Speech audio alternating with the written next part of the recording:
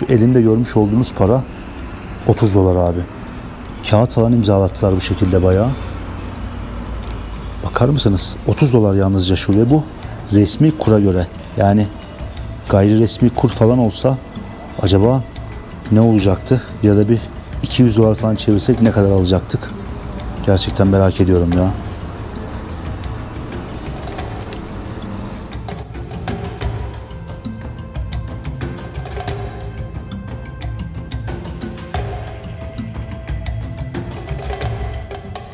Nüfus olarak şu anda Afrika'nın ikinci büyük ülkesindeyiz. An itibarıyla 2024 yılı Aralık ayı itibarıyla 133 milyon 600 küsür bin nüfusu var Etiyopya'nın ve bu nüfus hızla artıyor.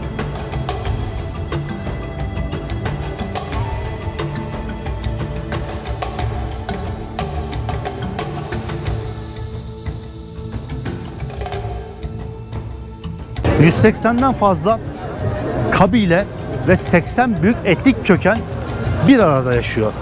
Ve halen daha dünyadan izole bir şekilde, teknolojiden bir haber bir şekilde yaşayan, çok farklı gelenekleri olan kabileler var. Bunların içerisinde inek kanı içen kabile de var.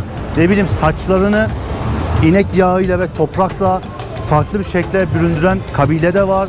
Kadınların sünnet edildiği kabile de var. Düğün merasimi olarak ineklerin üzerinden atlayan, kendini kırbaçlayan, misafirleri kırbaçlayan kabileler de var.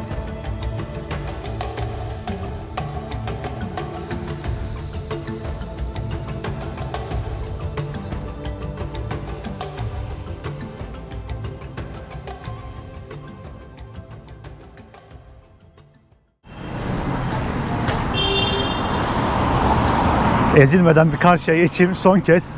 Kahire'de karşıdan karşıya geçerken videoyu başlatayım istedim dostlar. Bugün artık önemli videoyla karşınızdayım. Kahire'ye, Kuzey Afrika'ya, Nil Nehri'nin Akdeniz'e döküldüğü topraklara veda vakti. Bugün buradan Nil Nehri'nin Akdeniz'e döküldüğü topraklardan Mavi Nil'in doğduğu Etiyopya'ya doğru yola koyulacağız. Asıl Afrika yolculuğumuz başlıyor. Kuzey Afrika'yı, Mısır'ı gezdik gördük. Burada zenginliği, fakirliği gördük. Bu sokaklarını gördük Mısır'ın, Kahire'nin birçok şehrini gezdik. Bence güzel, keyifli bir gezi oldu.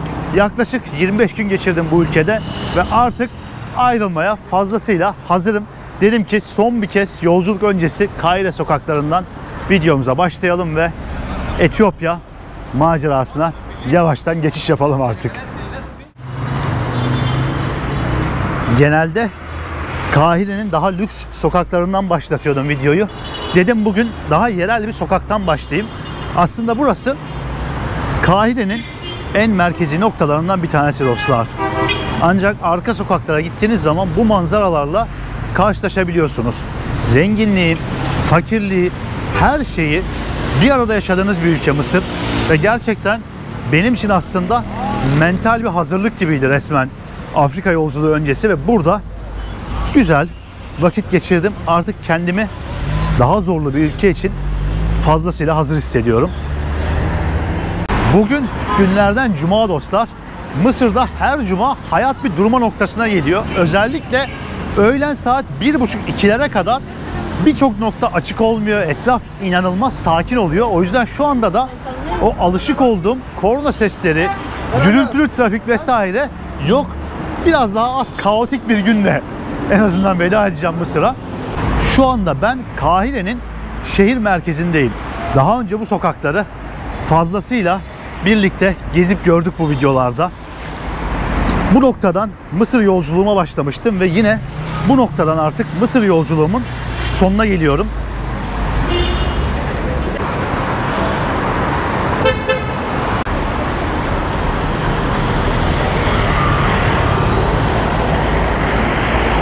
Afrika yolculuğuma buradan başladığım için şanslı hissediyorum kendimi. Buraya çok da Afrika denmez herhalde. Çünkü kuzey burası. Kuzey Afrika. Daha çok Orta Doğu kültürünün hakim olduğu bir yer derken bu arada az kalsın kadına çarpıyordu adam. Yani buradan daha iyi bir hazırlık olmaz herhalde. Cumaları bu görüntüyü bu arada sıkça görebiliyorsunuz. Çok fazla dilenci çıkıyor sokaklara maalesef ki. İnsanlar namazdan çıkınca işte para atsınlar diye bekliyorlar. Bakın galiba burada birisi çay satıyor. Selamünaleyküm. How are you? Good. What are you selling? Tea? Tea with coffee. Tea, coffee. Turkish coffee, right? Okay. Şükran. Sokaklar yine bildiğimiz gibi çok da şaşırtmıyor. En modern kısmına bile bu tarz yollardan, bu tarz yerlerden geliyorsunuz şehrin. Bir yanda böyle muhteşem binalar, inanılmaz farklı sokaklar, bir yandaysa kaos. Hepsini bir arada burada bir süreliğine yaşadım, tecrübe ettim dostlar. Artık daha fazla uzatmayayım Kahire sokaklarından. Hazırlanalım. Uçağımızın saati geldi sayılır. Eşyalarımızı alıp yola çıkalım. Amber, ready for Ethiopia? Ready. Ready. How to say? Görüşürüz. Görüşürüz. Görüşürüz. Abim sen ne satıyorsun böyle ya? Dabai. Ha? Dabai. No. No, no. Abi zorla satıyor adam. How much? No, how much? I do not. You want juice? No. No. No, şükran. Şükran.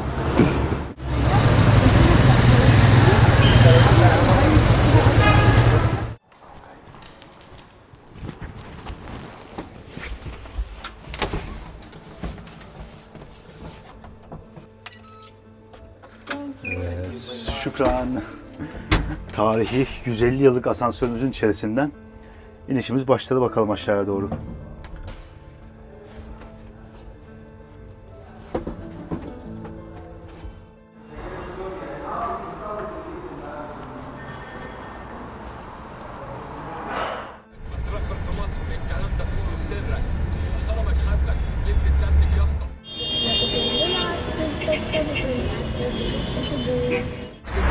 Şimdi dostlar taksimizi atladık sonunda artık. Ülkeden ayrılmaya ilk adımı attık. Havalimanına taksi 135 Mısır pound, yani $2,5 tuttu. Taksiler çok ucuz Mısır'da. Son günümüzde böyle artık taksiyle havalimanına giderek geçirmiş oluyoruz. Bundan böyle an itibariyle artık yolculuğumuz tam anlamıyla başladı. Son kez Kahire'nin trafiğinde ilerliyoruz.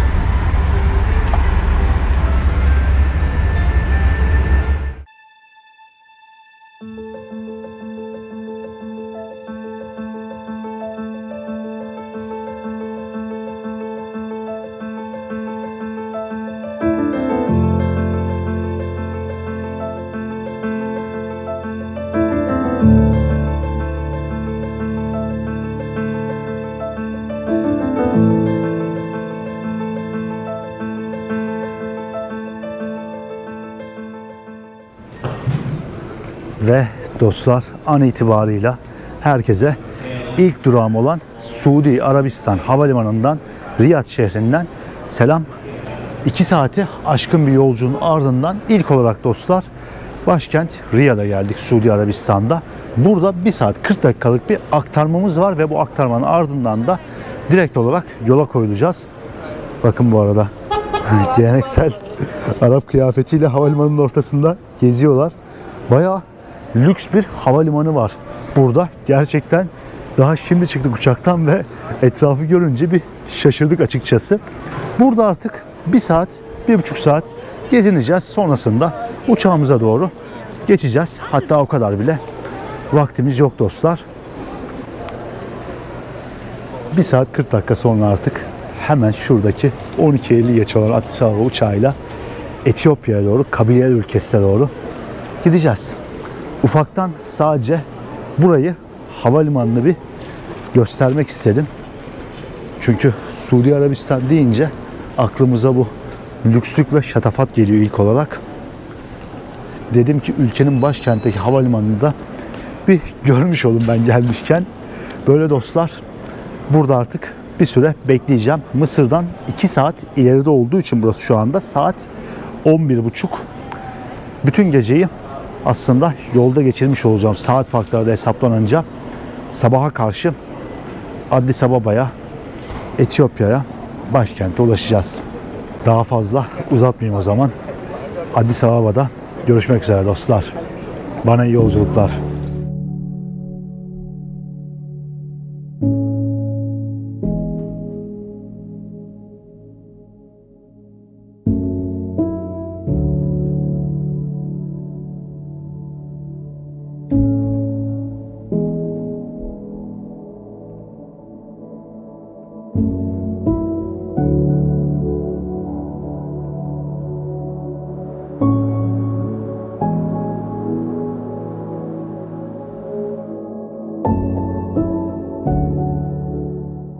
Ve dostlar, sonunda herkese Addis Ababa havalimanından selamlar.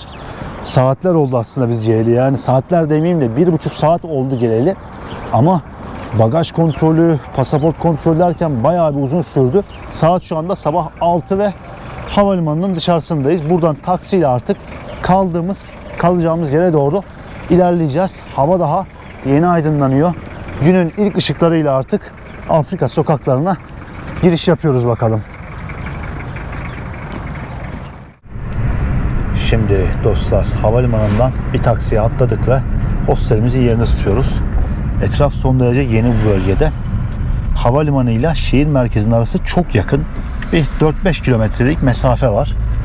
O yüzden uygulamalardan bir tanesinden hemen havalimanında internete bağlanıp indirip uygulamayı bir taksi çağırdık.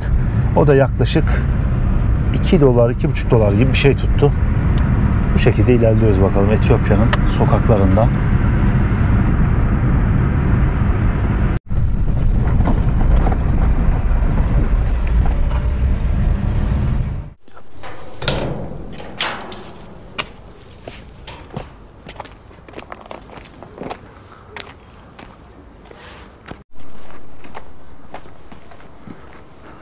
Dostlar, aradan saatler geçti. Şu anda Etiyopya'da benim kalmış olduğum sokağı görüyorsunuz. Burası başkent, havalimanına 4 kilometre mesafede yer alan bir nokta. Geldik buraya ve taksiyle kalacağımız hosteli bir 20 dakika, yarım saat kadar aradık, sabahın 6'sında 7'sinde. En sonunda bulduk. Burada genelde insanların kendi lüks evleri var. Evet, lüks evleri var. Bayağı çevirmişler etrafı ve buralarda yaşıyorlar. Genelde etrafta inşaat çok fazla görüyormuşsunuz. Bu normalmiş başkentte. Yani ben de şaşırdım açıkçası ve şehirde çok fazla yapabileceğiniz bir şey yok gibi.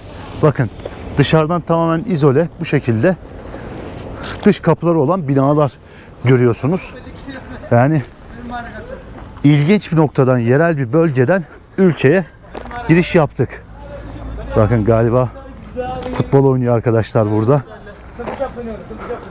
Sokağın ortasında, mahallede. Hey, how are you? Good? It's okay. İnsanlar şu ana kadar sıcakkanlı gibi, iyiler gibi. Daha çok kişiyle tanışmadım, çok bir şey görmedim ama Etiyopya hakkında genelde insanların sıcakkanlı olduğunu fazlasıyla duydum. Göreceğiz, keşfedeceğiz dostlar. 80 farklı etnik grubun yaşadığı, halen daha kabile hayatlarının sürdürüldüğü, dünyadan izole, teknolojiden bir haber, insanların yaşadığı ve ülkede 80'den fazla dilin konuşulduğu bir yer burası. İnanılmaz bir etnik karmaşa var. Daha yakın bir tarihe kadar iç savaş devam ediyordu. Uzun bir süre ülkede iç savaş, karışıklıklar ve ekonomik kriz devam etti. Şu anda başkent nasıl? Sizinle birlikte ben de keşfedeceğim açıkçası.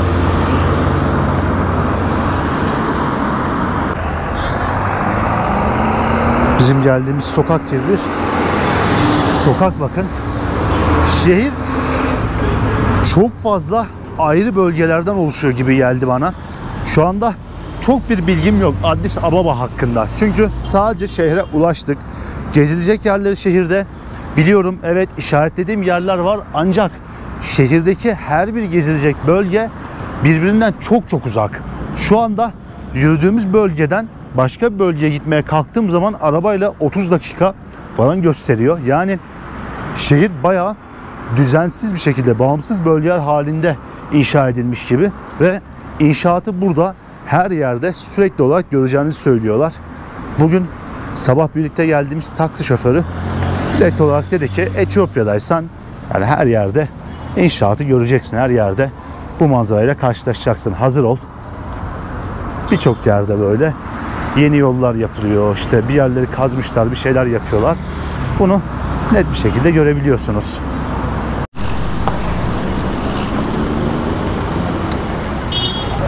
Bakın, bisiklete tavukları asmış birisi. Böyle gidiyor.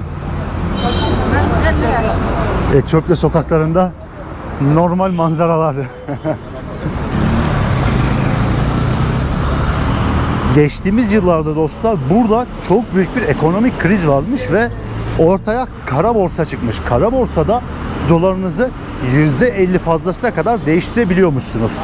Hal böyle olunca ülkeye giren herkes parasını kara borsadan değiştiriyor ve ikiye katlıyordu. Ancak şu anda arada %10'luk bir fark ancak var ve artık bu olayı bulamayacağınızı söylüyorlar burada. Bu yıl getirilen kısıtlamalarla ve yapılan yeni denetimlerle beraber bu olayı bitirmişler ve arada çok bir fark kalmamış artık kara borsayla normal kendi para birimleri arasında. Bundan bahsettim çünkü buraya kadar geldik ama halen daha bir şekilde para değiştirmedik. Çünkü bir görmek istiyoruz yani nasıl oluyor para değiştirme olayı, halen daha bu şeyler var mı? Ama şu anda anladığım kadarıyla, öğrendiğimiz kadarıyla bu olay tamamen bitmiş gibi Etiyopya'da. 1 dolar an itibarıyla 1 yapıyor. 124 Etiyopya parasına tekabül ediyor. Turistseniz özellikle şehrin belli bölgelerinde dikkatli olmanızı tavsiye ediyorlar. Hatta birçok turist burada pazarlara vesaire gidecekken rehber kiralayıp geziyor. Rehberle gidiyor. Ben bir kendi başıma çıkayım göreyim istedim. Sokaklarda bakın bu şekilde çok fazla seyyar satıcı var. Ayakkabı boyayan, işte çay satan vesaire çok görüyorsunuz. Ve galiba şehrin şu anda temiz güzel bir bölgesindeyiz yani. Çok da bilmiyorum ama etraf fena durmuyor. Eyvallah. Ufak manavlar. Yukarıda buranın meşhur pazarlarından bir tanesi yer almakta. Özellikle anlattılar bize hostelde. Gidin bir görün dediler orayı. Ben de dedim madem ilk günümüz bir çıkalım. O yerel pazarı bir görelim. İnsanların bize karşı yaklaşımı nasıl onu bir görelim. Sonrasında zaten diğer bölgeleri gezeceğiz. Adam. Seyyar satıcı çok fazla var ya. Muhtemelen pazara yaklaştığımız için.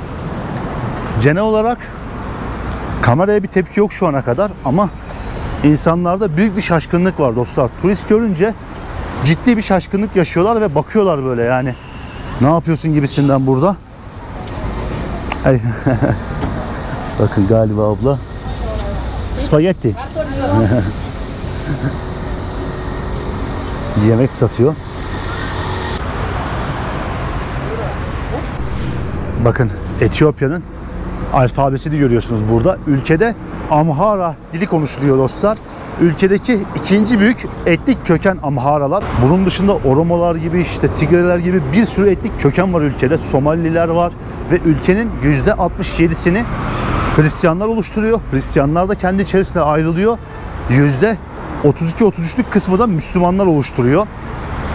Nüfus olarak şu anda Afrika'nın ikinci büyük ülkesindeyiz. An itibarıyla 2024 yılı Aralık ayı itibarıyla 133 milyon 600 küsür bin nüfusu var Etiyopya'nın ve bu nüfus hızla artıyor. Son bir yılda bile aradaki fark çok büyük dostlar ve ay ay bile değişen bir nüfus var burada. Afrika genelinde biliyorsunuz ülkelerin nüfusu hızlı artıyor, hızlı yükseliyor. Bu arada bir evsiz abi. Hey. How you doing? Good? What's your name? My name is Furkan Kamba. My name is Furkan from Turkey. Yes. Hey. My name is Hasan. Hasan, Furkan. Nice to meet you. Is this direction Mercado? Market. Market. Okay. Baktım abiler güler yüzlü dedim çekeyim hemen diyalogumuzu. Right. Dostlar burası aynı zamanda Afrika'da sömürülmemiş, sömürgeleştirilmemiş tek ülke olarak biliniyor. Zamanında İtalyanlar buraya gelmişler. uzun bir süre işgal çabaları olmuş burayı. Ancak Etiyopya kendini korumayı başarmış.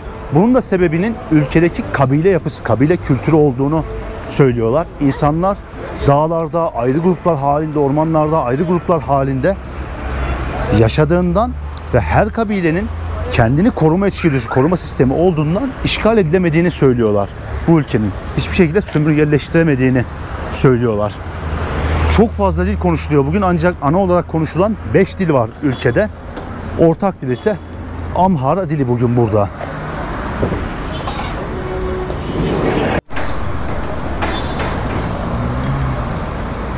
Yine galiba bir inşaat yapılıyor, bakın. Etrafı tamamen kazmışlar. Yani başkentin ortasında bir sokak burası. Bu manzaralara alışacağız gibi gözüküyor gitgide.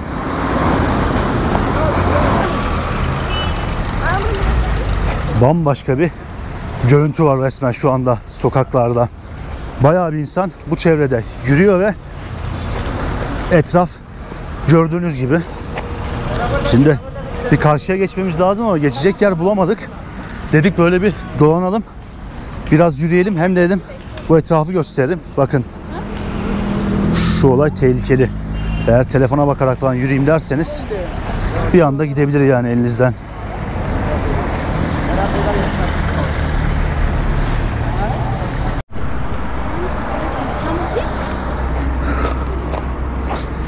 İlk günden nereye geldik şu anda ben de bilmiyorum yani açıkçası. Çok fazla inşaat halinde bina var. Özellikle yolun diğer tarafında. Tabi bunlar uzakta baktığınız zaman dikkatinizi çekiyor direkt. Haliyle çok hızlı büyüyen bir nüfus olduğu için Afrika'nın hızlı gelişen ülkelerinden bir tanesi aslında. Ancak yine de bayağı bir zamana ihtiyacı var gibi bu yerel bölgelerin. Mısır'ın yerel sokaklarından çıkıp burada Etiyopya'nın yerel sokaklarında günümüze videonun devamına devam ediyor aslında şu anda. Yani bakın arka tarafta oteller var, yüksek binalar var ama ana cadde bu şekilde. Yine bir seyyar satıcı burada galiba fasulye satıyor. Hey. İnsanlar şaşkınlar ama güler yüzlüler ya. Bunu sevdim yani. Hiçbir kötü tepki yok size karşı. Sadece insanlar bir şaşırıyorlar haliyle. Bakın. Kamyonun arkasında giden Etiyopyalılar. Birçok ülkede görebileceğiniz bir manzara aslında. Yeni güzel binalar var ama etraf hep bu şekilde gibi bu bölgede. Galiba şuradan da metro hattı gibi bir hat geçiyor. İlk güne direkt gözümü açtım bölgede başlayayım istedim. Gözümü açtım bölgede. Ben de etrafı bilmeden gezeyim. Siz de benimle beraber görün. Şu anda aslında bir yabancının Etiyopya'da hiç bilmediği sokaklarda gezmesini, deneyimlemesini izliyorsunuz. Bu arada demirler falan var ya, çıkmış. Yani bir yerinize saplanabilir var ya. Şu anda yol üzerinde bankaya dostlar para çevirdik. Şu elimde görmüş olduğunuz para 30 dolar abi. Kağıt falan imzalattılar bu şekilde bayağı.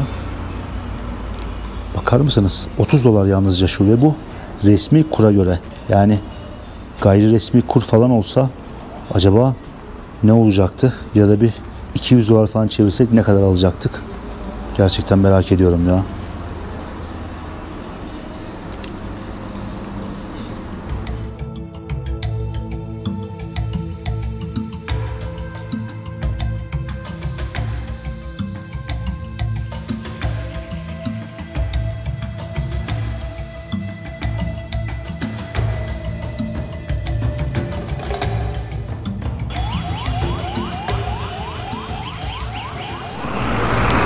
Bankaya giden yol burasıydı bakın. Cidden şaka yapmıyorum yani. Bankaya giden yol orasıydı. Şimdi içeriği çekmek istemedim. Bakın şu elimde 10 Etiyopya biri görüyorsunuz. 1 dolar resmi kura göre 122 ile 124 arası şu anda. Ve burada da bir Etiyopya parası var. Paranın adı da bir bu arada. Etiyopya biri olarak geçiyor. 1 doların 124'te biri şu elimde görmüş olduğunuz madeni para. İnanılmaz değersiz yani. Kara borsaya göre ise şu anda 1 dolar 143'müş. Yani arada çok küçük bir fark var. O yüzden bir dedik ki para çevirelim şu anda. En azından bir 30-40 dolar nakit olsun üzerimizde. Sonrasında eğer daha iyi bir dolar kuru bulursak o paradan da çeviririz. Onu da paylaşırım herhalde. Ama şu anda pek de o olay kalmamış gibi. Nereye geldim bu arada hiç bilmiyorum.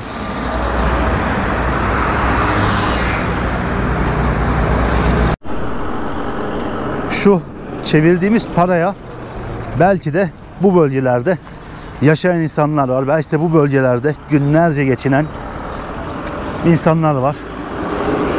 Otobüs gidiyor bakın, bayağı eski. Yaşam mücadelesi veriyorlar ya tam anlamıyla bu bölgede.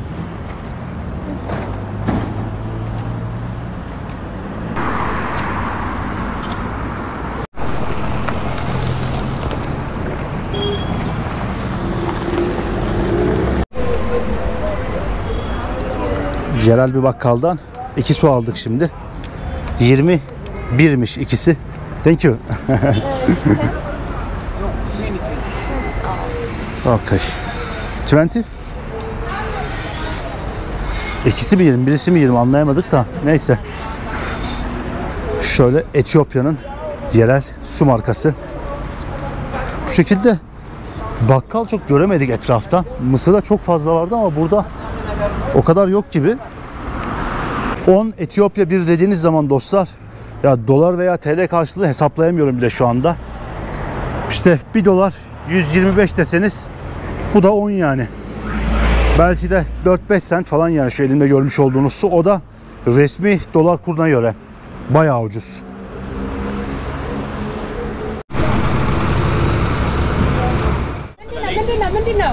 Ha, just picture be. Just one picture ya.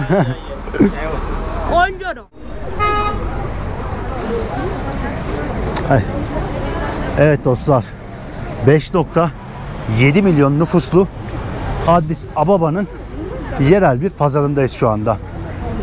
Uzun bir yürüyüşten sonra sonunda burada yerel pazar bölgesine ulaştım.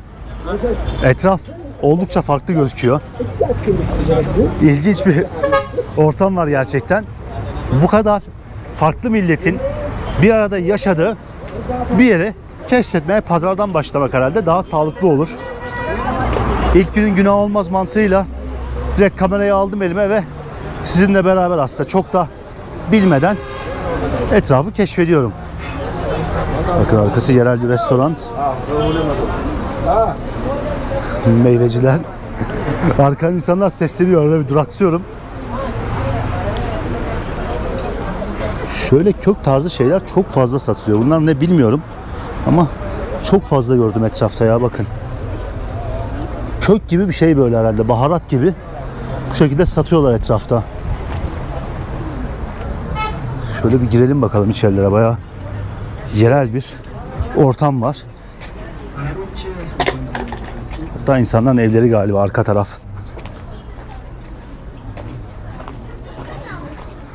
Bakın dışarısı gerçekten düzenli ve güzel bir bölgeydi ama burada etraf epeyce bir değişti ya. How are you? No? Okay, okay, I don't record you. Okay, okay. Okay. You? No camera. Gel. What's your name? Muhammad. Muhammed. Furkan. Furkan. Furkan. Turkish. Turkish. Yes. Oh, you understand Turkish? Erdogan. Erdogan. Okay, what's your name? Warren Christopher. Falan Christopher. Okay, Christopher. Nice to meet you. Türkiye deyince seviyorlar ya insanlar. Bazıları video çekme falan dedi az önce ama sonra gülümsediler yani.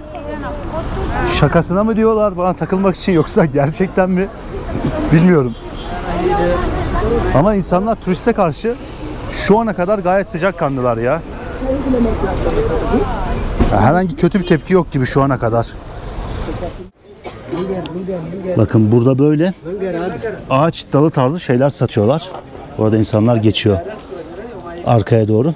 Bunu galiba kahveye karıştırıyorlar Etiyopya'da. Tam bilmiyorum ama bir böyle kahveye karıştırdıkları bir bitki var. Bir de dostlar ağızlarında çiğnedikleri bir bitki var. Yarım saat sonra falan etkisi geliyormuş.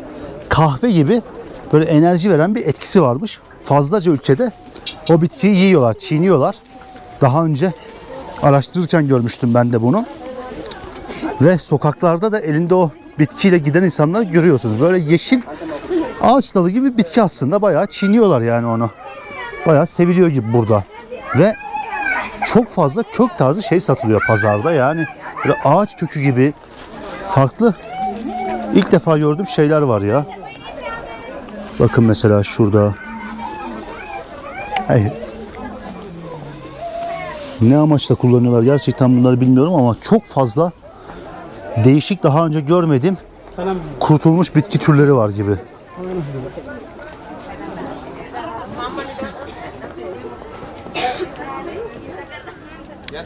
Bakar mısınız abi, bu ne mesela? Hey, how are you? Good. What's this? Geshu. For eating? Geshu. Geshu. You eating this? Bakın yine ağaç kökü. Geshu diyorlar. How are you? Good? Okay. Okay. Kaçtı kamerayı görünce. Geshu diye bir şeymiş mesela. Bakın ellerinde yiyorlar. Bu arada bazı insanlar da var. How are you? Good. What's your name? Bakın az önce bahsettiğim şey. What is this? It?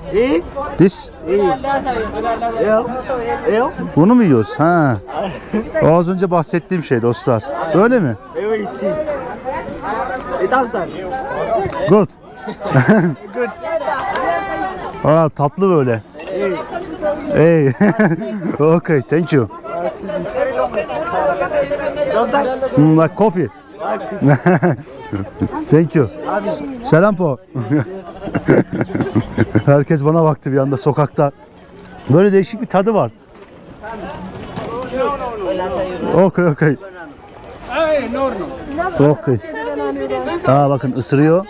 Kabuğunu çıkartıp yiyor. Kabuğunu çıkartıyormuşsunuz. Ben direkt ısırıp yedim. Ona gülüyorlar galiba. Bu işte dostlar ülkede çok fazla tüketiliyor. Meyvesini yediklerini bilmiyordum ben. Bayağı meyvesini yiyorlarmış bunun. Bu arada kaldı ya ağzımda. Kabuğu bayağı kaldı ağzımdan.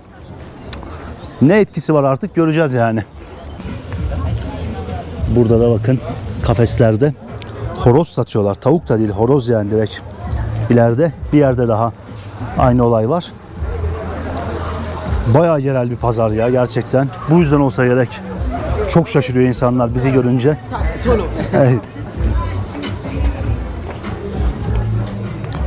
Bakın şurayı da göstereyim, galiba satış gerçekleşiyor şu anda. Bakın kafeste bu şekilde. Arkası komple bunlarla dolu yani, her yerdeler. Hey. Şurada bir şey var ama çekmedim abla, tamam. Bakın yine burada ufak tavuklar. Bu sokak boyunca galiba bu şekilde satışı gerçekleşiyor ya bunların. Yani inanılmaz yerel yerlerine girdik pazarın.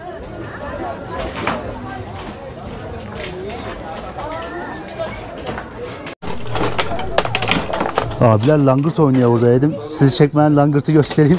Tamam dediler. Arsenal Liverpool karşılıklı böyle.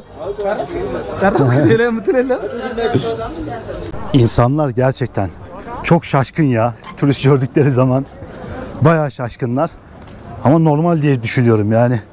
Hele ki bu yerde muhtemelen çok az turist geliyordur, gelmiştir daha önce. Zannetmiyorum turistleri gördüklerini. Ancak videonun başından beri belirttim. Hiçbir şekilde kendimi tehlikede, güvensiz hissetmedim. Yani insanlar güler yüzlü ve İyiler ya, gerçekten iyiler yani. O enerjisi geçti bana insanların, bilmiyorum. İlk günümüze böyle farklı bir başlangıç yapmış olduk burada. Yerel pazarlarda, yerel sokaklarda ama ülkeyi tanımak açısından bence önemli, güzel bir giriş oldu.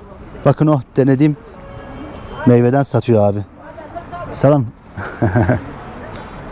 Amber, how you find Ethiopia? Local markets, local streets. Super local. How is the people? I think they are lonely right now. Smelly. Yeah, Super friendly. sometimes shy to camera. Shocked. Yeah, they shocked. Like when they say foreigner, kind of shocked, I think. For shocked. Yeah. But still smelly. They're really smiley people. Şimdi dostlar, pazardan çıktık ve yerel sokaklarda yürümeye devam ediyoruz. Etraf biraz daha güzel buralarda. Hatta yukarımızda çok güzel modern bir sokak da var. Burada sim kartı almak istiyoruz. Etiyopya'da bir ay aylık 10 ila 15 dolara unlimited yani limitsiz internet, sınırsız internet alabiliyorsunuz. Bunu duyduk. Hatta havalimanında satıyorlardı. 15 günlüğü galiba 10 dolar, bir aylığı da 15 dolardı. Şimdi burada İngilizce konuşan birkaç insana sorduk ve sim kartı işimizi halledeceğiz gelmişken. Dedik önce bir interneti çözelim ilk günden. Bakın bu arada büyük binaların kenarında bile yerel sokaklar yine bu şekilde. Etraf değişti ama yine o kadar büyük bir değişim de ortaya çıkmadı. Henüz biraz daha böyle normal sokaklardayız. Selam po. Birçok insanın Etiyopya gelme sebebi dostlar, aslında benim de gelme sebebim burada yer alan kabileler. Ülkede küçük kabilelerle birlikte 180 farklı kabilenin, milletin yaşadığını söylüyorlar. 180'den fazla kabile ve 80 büyük etnik köken bir arada yaşıyor. Ve halen daha dünyadan izole bir şekilde, teknolojiden bir haber bir şekilde yaşayan, çok farklı gelenekleri olan kabileler var. Bunların içerisinde inek kanı içen kabile de var. Ne bileyim, saçlarını inek yağıyla ve toprakla farklı bir şekilde büründüren kabile de var. Kadınların sünnet edildiği kabile de var. Düğün merasimi olarak ineklerin üzerinden atlayan, kendini kırbaçlayan, misafirleri kırbaçlayan kabileler de var. Yani ülkede bu çok normal. Bu arada abi maalesef şu durum kötü ya. Çok fazla evsiz var. Çekmiyordum da normalde. Kamerayı görünce elimde ya bir anda hepsi bana yöneldi. O yüzden kaydetmeye çalıştım ben de. Sokaklar genel olarak bayağı kalabalık. Şu ana kadar girdiğim her bölgede böyle. Çünkü 5.7 milyonluk bir nüfus var ve bu bilinen rakamlar. Bir de bunun gayri resmi rakamları var tabii ki. Nüfusa geç kaydettirilen insanlar var. Doğduktan belki 2 yıl 3 yıl sonra kaydettiren insanlar var. Hey, how are you? Selam po. Afrika müzikleri eşliğinde.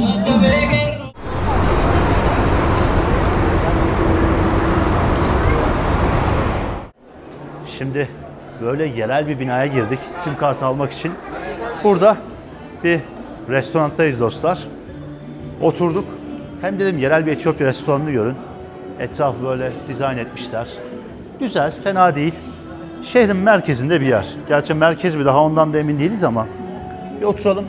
Aslında biz buraya sim kartı almak için geldik ve sim kartımızı hallettik. Şöyle göstersin Amber. Dostlar 1400 Etiyopya biri. Yani ne yapıyor o da? 11,5 dolar yapıyor. Resmi kura göre 11 dolar 32 sent, hatta baktım az önce. Bir ay boyunca sınırsız internet, üzerine bakıyorum 1 GB hediye vermişler. Ve işte arama, işte unlimited, limitsiz SMS ve 70 dakika, 75 dakikada arama hakkımız varmış. Ben ilk defa bu fiyata, yani bu kadar ucuza internet gördüm. Halletmiş olduk. Hemen bu binanın içerisindeydi orası. Şimdi görüyorsunuz içeriği. Amber, can you show? İçerisi böyle güzel bir yer dostlar. Şehrin merkezinde. Şöyle bir menü verdiler bana şimdi. Bu menüdeki fiyatları bir göstereceğim. Ben burada Bozero Shiro diye bir şey sipariş ettim ve 286. Resmi kura göre, kara borsaya falan karıştırmıyorum, 2,5 dolardan biraz daha az yapıyor ve Amber'da noodle söyledi. Tavuklu noodle. O da ne yapıyor? O da 3 dolar, 3,5 dolar gibi bir şey yapıyor. %15'te servis parası alıyorlarmış. Bence uygun. Tabii yemek nasıl çıkacak onun garantisini vermiyoruz ama ilk günden de güzel bir yerde yiyelim. Buradan sonra da belki bir Etiyopya kahvesi deneriz. Böyle yemeğimiz gelsin, devam edelim.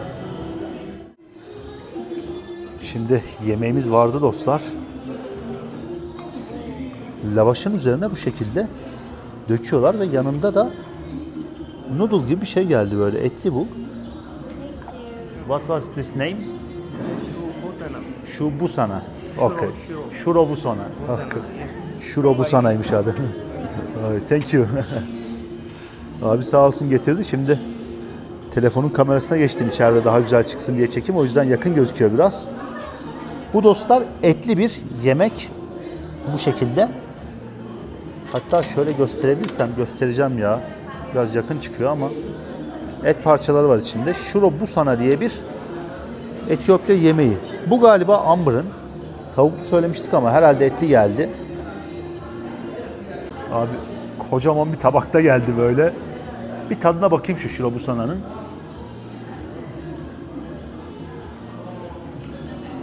Bayağı güzel.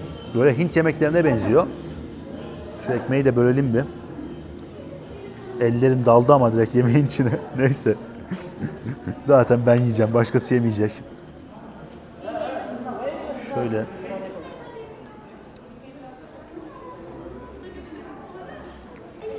Abi bayağı iyi. Hint yemeği gibi biraz böyle. Baharatlı bir tadı var. İçerisinde bunun sarımsak var. Et var. Ya okudum ama hatırlamıyorum ya. Soğan var galiba. Ama hafif böyle tatlı da bir aroması var.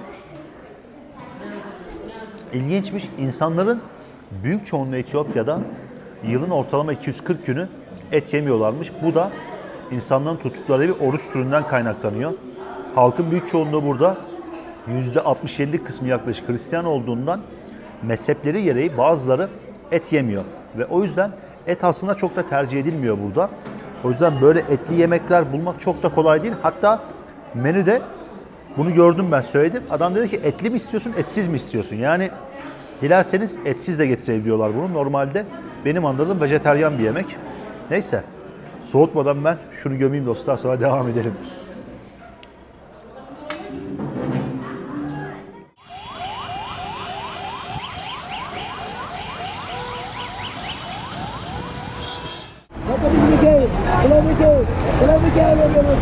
Şimdi dostlar tekrardan kendimizi dışarı attık kalabalık bir saatte. Saat şu anda akşam 6 oldu artık ve gün sonu geldi. 6.30'da gün batımı gerçekleşiyormuş burada ve hava epeyce bir soğudu.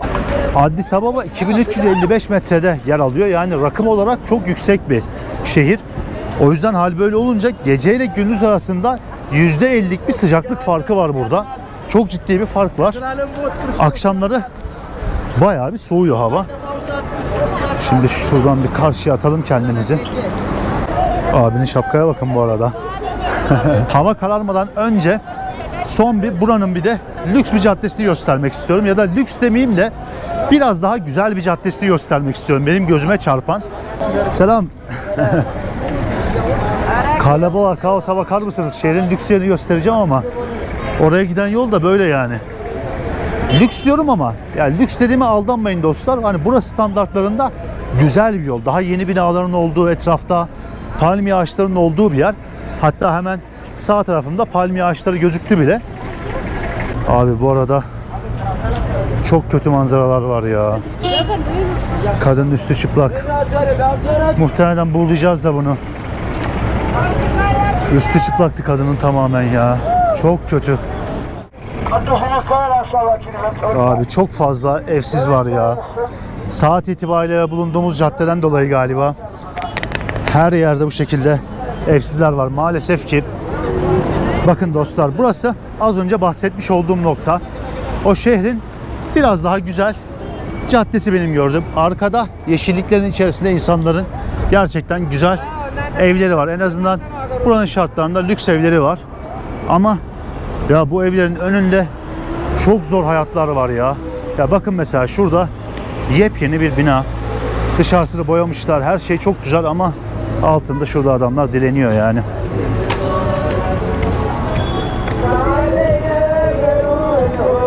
Etiyopya'da dostlar belirlenmiş belli bir asgari ücret yok. Ancak şöyle söylüyorlar. Aylık ortalama 6 ile 22 dolar arası ödeme yapıyormuş birçok yer insanlara. Aylık bu para. İnanmadım, hatta birçok farklı internet sitesinden baktım buna ve bu şekilde yazıyordu yani internette. Birçok insanın kazancı aylık burada 30-40 dolar olsa gerek. Fazla mesailerle, şunlarla bunlarla belki 50-60 dolar. Bakın buraya yeni yapılan bir bina. Ne kadar lüks oldu belli oluyordur herhalde. Buranın şartlarında, o sabahtan beri gezdiğimiz yerlerin yanında ve çevreye de bu şekilde binaları görüyorsunuz. Hey. İnsanlar da laf atıyor geçerken yine. Hey, how are you? Gel çak. Çak. Hey, how are you? Baktım el sallıyorlar, dedim çekeyim seni. Bakar mısınız şunların mutluluğa ya? Thank you so much. Thank you. Dostlar, bu kadar şeye rağmen insanlar yine de mutlular yani. Düşünebiliyor musunuz? Ortalama birçok insan bu ülkede ayda 30-40 dolarla geçimini sağlamaya çalışıyor. İyi maaşların, yüksek maaşların 150-200 dolar olduğu bir ülke. Ve buna rağmen insanlar güler yüzlü ya. Gerçekten buna rağmen sıcakkanlılar ve benim beklediğimden çok daha iyi çıktı insanlar açıkçası. Beni etkiledi ilk günden Etiyopya. Olabildiğince göstermeye çalıştım size. Paylaşmaya çalıştım burada yaşadıklarımı. İlk günden benimle beraber siz de keşfetmiş oldunuz. Habersizce şehrin arka sokaklarına, işte güzel yerlerine, her yerine gittik. Güzel bir yerde yemek de yedik. O ara sokaklarda yürüyüp pazarları da gezdik. Bence fena olmayan bir deneyim oldu ilk gün için. Bu şekilde dostlar. Ara sokaklardan başladık. Son olarak da buranın nispeten lüks bir caddesinde artık videonun sonuna gelmiş bulunuyoruz. Birazdan artık hava kararacak. Ve ben de dinlenme moduna geçeceğim yavaştan. Hey. Videoyu beğenip kanalıma abone olmayı unutmayın. Bir sonraki videoda görüşmek üzere dostlar. Siz nasıl buldunuz Etiyopya'yı? Böyle ilk günümden detayları paylaştım. İlginç bir video oldu bence. Güzel bir video oldu. Ben ilk gün neler yapıyorsam size de onu gösterdim işte. Tamamen böyle karambole keşfettik ülkeyi. İlerleyen videolarda çok güzel konsept videolarımız gelecek. Dediğim gibi videoyu beğenmeyi ve kanalıma abone olmayı unutmayın. Kendinize çok çok iyi bakın. How was your day? Pretty good. Pretty good. First experience of Ethiopia. First day. Do you like it? Yes, I like it. Did you feel any danger? Do you think that is it safe or? It's quite safe. Yeah, I think. Maybe people like usually ask like, oh, do you need this, do you need that, but not rush. Görüşürüz.